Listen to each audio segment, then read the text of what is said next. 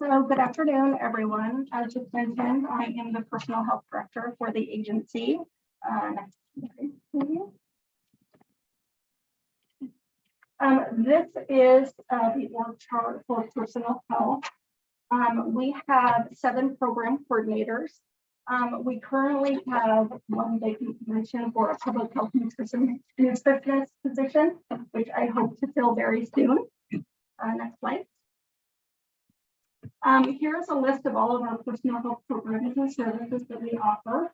We have access to baby and child dentistry, communicable disease, child care consultation, children and youth with special health care needs, which we refer to as CHISCN, health education, immunization, Medicaid administrative planning. This is a program, it's not a program that provides direct services to clients, but it is a program that helps fund all of our personal health programs. So I thought you would be interested in learning a little bit more about that. But we also have Nurse Family Partnership and Wic. Next slide, please. So I'll start with ABCD. ABCD is a system of care in Washington that connects children who are insured by Apple Health with specially trained dentists in our communities. Lupita Espinoza is the program coordinator. This program is funded by the Healthcare Authority. In order to be eligible for the program, children have to be younger than 6 years of age. In January of this year, the program expanded to include children under 13 with a disability. They also have to be enrolled in Apple Health, and they have to be a resident of Washington State. We're currently serving 140 children. This is the highest enrollment since 2014. And we not only serve Chelan-Douglas counties, but we also serve Okanagan County as well. Next slide. Lupita does a lot for our ABCD families. She helps them access dental care. She refers them to dental providers. She helps them identify any barriers that they have to receiving care and helps them develop strategies to overcome those barriers. She works closely with our ABCD champions and dental providers in the community. She really serves as an advocate for our families, not only connecting them to dental care, but also other services in the community that they may need. Next slide. So there are ABCD champions and dental providers that are specially trained and certified to care for young children.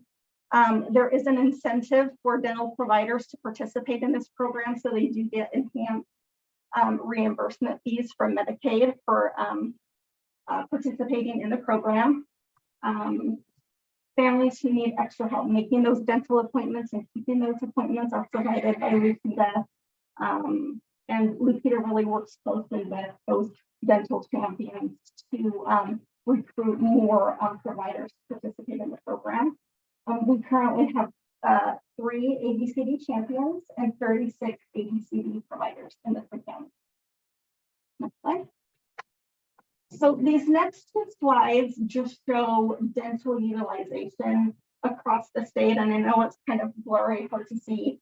But dental utilization is basically just a measure of how many kids are seeing the dentist. It's a percentage of the population who have seen the dentist, and this slide shows data for 2021. And as you can see, Chelan-Douglas counties are among some of the highest dental utilization rates in the state. Next slide. As you can imagine, COVID did impact children going to the dentist. We did see a decrease in dental utilization rates across the board, with the exception of kids under the age of 1. And I'm not quite sure why that is.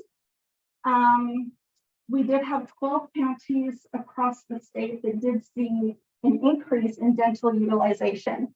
And Chelan-Douglas and Okanagan were among those 12 counties. So we're doing a great job. Next slide. So the program has really increased the number of Medicaid insured kids who have seen the dentist. In 2018, more than 54% of low-income children saw a dentist compared to only 20% in the early 2000s. Next slide. Moving on to the communicable disease program. So in Washington state, healthcare providers, healthcare facilities, veterinarians, food establishments, daycare providers, schools are all legally required to report suspected or confirmed cases of certain illnesses. And those illnesses are referred to as notifiable conditions. Stephanie Stentley is our program coordinator. I think Luke has mentioned a couple of times those foundational public health services and the funding that we receive to carry on those activities. So those FPHS funds are what support our CD work. We also get county assessment dollars for some of the TB work that we do.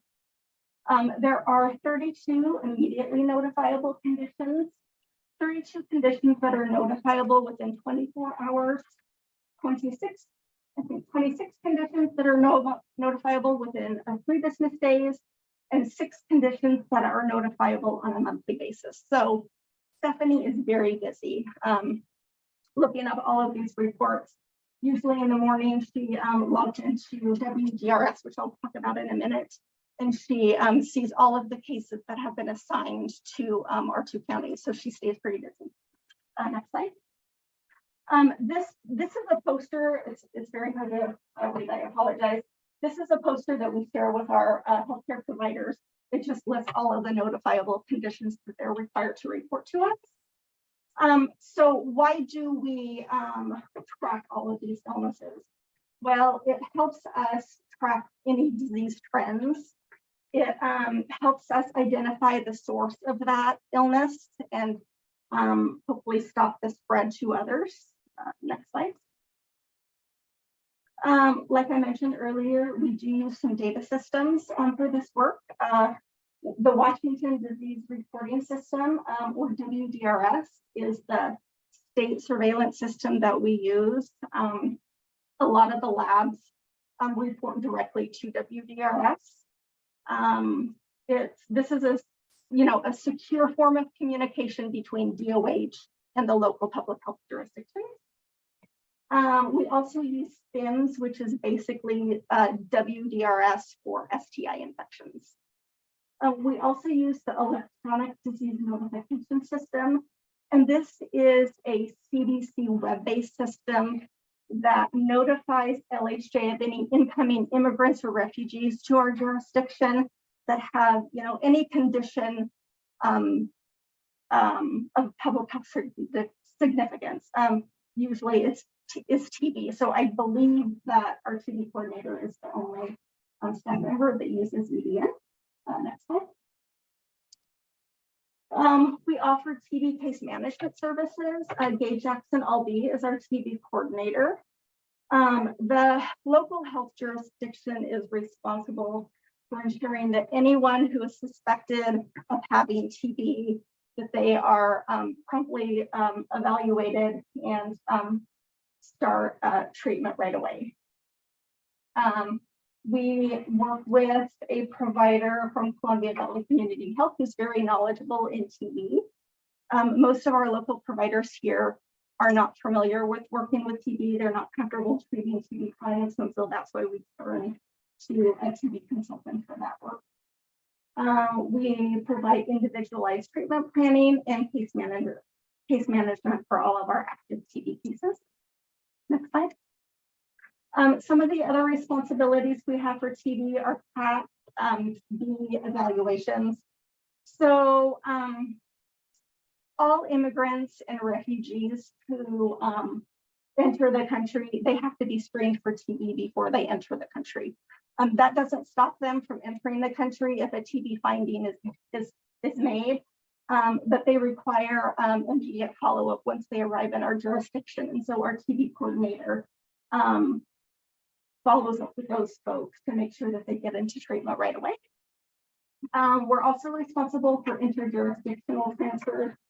That could be a transfer from one LHJ to another, or if one of our active patients moves out of state, we ensure that there's that continuity of care once they move out of our jurisdiction.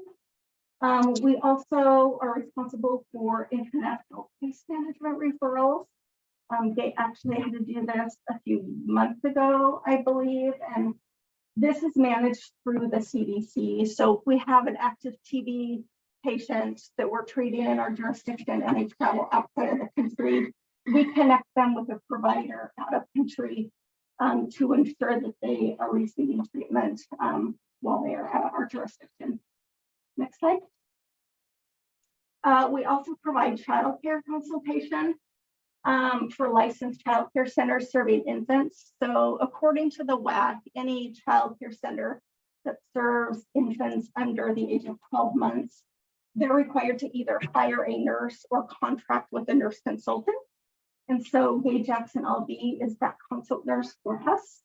We're currently contracting with 2 child care centers and we just bill them directly for the services that we provide. Gay assists those 2 centers with program planning and health policy review. She does a lot of staff teaching and teaching parents. She connects families to other services that they may need, like just getting ABCD, that sort of thing. Next slide. Moving on to our children and youth with special healthcare needs program. Chiskin is a free and voluntary program for families that have children with special healthcare needs. Our program coordinator is Gay Jackson LP. She wears many hats, as you can see. She stays pretty busy. Lupita Espinoza provides program support for Gay for those families who are monolingual Spanish speaking. The Children with Special Healthcare Needs program is part of our maternal and child healthcare block grant that we receive. It's a federal grant through our consolidated contract with DOH. And we're currently serving 38 clients. Next slide. So our Chiskin staff help families access needed care, whether that be other medical services, speech therapy, occupational therapy, physical therapy. We refer to other agencies like early intervention. We connect them to other parent support groups like Parent to Parents. They do a lot of help connecting them to transportation. A lot of our clients travel over to Seattle Children's Hospital, so they help provide that kind of support. Most of our referrals come from Seattle Children's Hospital. We do get some referrals from our local pediatricians, other programs within the agency. Next slide. We serve clients with a variety of diagnoses, but this is just a list of some of the most common. I would probably say from this list, kids on the autism spectrum with ADD, ADHD, and behavioral issues, and then kids with congenital heart disease and heart defects are probably among the top diagnoses that we see. Next slide. We also have a health educator. We hired Lauren Head in February of this year. The work that she does is funded with our FPHS dollars. She's in charge of a lot of the public messaging around health education and healthy living. She works closely with all of our personal health staff to identify health education needs in the community. She works closely with Veronica's team as well. And most of her time has been spent really getting to know our community partners and making those connections so we can identify health education opportunities in the future. Next slide. This is just a list of some of her recent projects. I mentioned some at the board meeting on Monday. Yeah, not a lot to say about that. Next slide. Our immunization program provides vaccine outreach, assessments, and clinical guidance to vaccine providers. Danielle Turner is our program coordinator. Her work is funded with agency discretionary funds. I'll talk about the MAC program here in a minute. And also COVID vaccine, the COVID vaccine funding that we got. So Danielle was hired during COVID, so the majority of her time has been spent focused on COVID vaccinations. hopefully after COVID, she'll have more time to collaborate with our vaccine partners to promote vaccines across the lifespan. She's responsible for all of our vaccine management policies, our agency. She's done all of our, vaccine outreach to long-term care facilities, homebound. And then our vaccine coordinator is seen as kind of the vaccine expert for our counties. So anytime a provider has a question about a vaccine, whether it be the schedule, the dosing interval, an adverse event, they call Danielle. Next slide. The Medicaid Administrative Training Program, like you said, it isn't a direct client service, but it does help support financially our personal health programs. Anna Maria Ruelas is the program coordinator. So MAP is a program that's available for government entities that serve or interact with individuals who are or who may be eligible for Washington Apple Health. We get reimbursement when we spend time helping individuals either access Apple Health, help them apply for coverage, when we explain the Apple Health program, or anytime we help them access other Apple Health programs such as DDA. Next slide. So we get partially reimbursed for our staff salary and benefits that are expended while we perform these activities.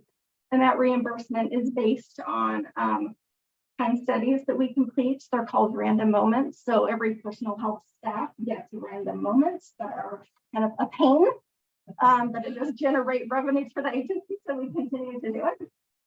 They just ask us about what we're doing at a specific moment in time. Reimbursement is also based on the percent of individuals who we serve that are Medicaid eligible.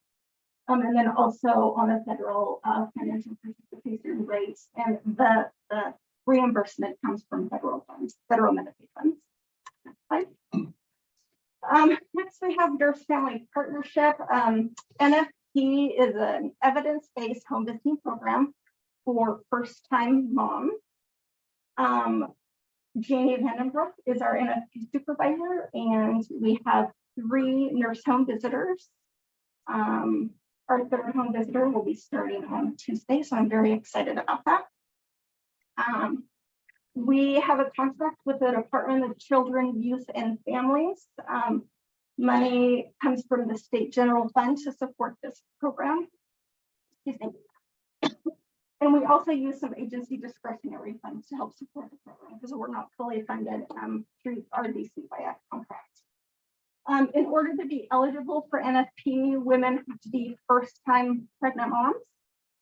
They have to enroll before their 28th week, and they have to be a Medicaid or WIC eligible because this is a program for low-income women.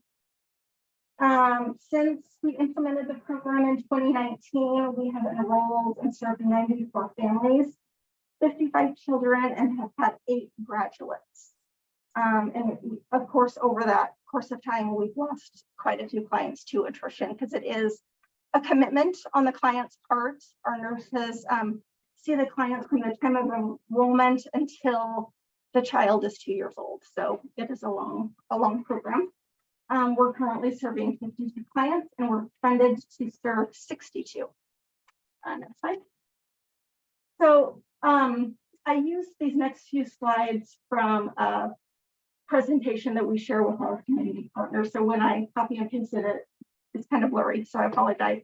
But the vision of the program is a future where all children are healthy, families thrive, communities prosper, and the cycle of poverty is broken. Next slide. So the goals of the program are to improve pregnancy outcomes, promote healthy child growth and development, and improve the economic self-sufficiency of the families that we serve. Next slide. This slide just shows that the program has served over 355,000 families across the country. And for every $1 invested in NFP, it saves $5.70 in future costs for the high-risk families that we serve. So that's pretty significant. Next slide. As I mentioned, this is an evidence-based program, and so the interventions that we implement are backed up by data. From the clinical trials, some of the outcomes were a reduction in child abuse, reduction in ER visits, in language delays for children, a reduction in preterm delivery, fewer subsequent pregnancies, fewer arrests of the mother, and then a reduction in child arrest. Next slide. So our nurses do a lot for families, but they basically teach, guide, mentor, support, and refer to other services as needed. Next slide. So this is just a picture of what our NFP moms look like in Washington. The average age is 23. 79% are unmarried. 92% are on Medicaid, and the average annual income is $6,000. So I just want to pause and take a moment for you to think about that. Think about the cost of housing, think about the cost of food, the cost of gas, and how inflation has made all of that worse, and think about living on $6,000 a year. Next slide. Some of the positive outcomes that we've seen for our Washington families, 91% of the babies are born at a healthy weight. 89% of babies are born at full term. 87% of the moms initiated breastfeeding. 100% of the babies had received all of their immunizations by 24 months. I'm sorry, 65% of clients were employed at 24 months. Next slide. So taking a look at our Chelan-Douglas moms, the average age is 22. 80% of our clients are unmarried. 89% of them are on Medicaid, and the annual household income is a little higher at just a little less than $10,000. Next slide. So some of our outcomes, 98% of the babies have been born at a healthy weight. A little over 94% of babies have been born at full term. 98.2% of mothers have initiated breastfeeding. 100% of the babies have received all of their vaccines by 12 months. And 62% of our clients have been employed postpartum. Next slide. And then last but not least, our Wic program. Our program coordinator is Anna Macias. We have 3 Wic certifiers. We're currently contracting with CVCH for our Wic dietitian. Hopefully we fill that position soon. And then the funding source for this is a federal grant. Wic is a federal program, so it's grants through our consolidated contract with DOH.